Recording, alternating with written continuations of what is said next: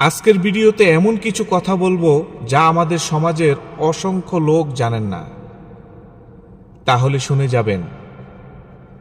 আপনি মৃত ব্যক্তির পাশে বসে কোরআন তেলাওয়াত করছেন মানেই হচ্ছে আপনি বেহায়াপনা করছেন, আপনি অন্যায় করছেন। প্রিয় মুসলিম দিনী ভাই ও বোন, রাসূল সাল্লাল্লাহু আলাইহি ওয়াসাল্লাম বলছেন, যার জবানের শেষ বাক্য হবে লা ইলাহা ইল্লাল্লাহ, সেই ব্যক্তি হবেন জান্নাতি। লোকটার জীবন যায় যায় অবস্থায় আপনি পাশে বসে বেশি বেশি বলতে থাকেন লা ইলাহা ইল্লাল্লাহ, লা ইলাহা ইল্লাল্লাহ।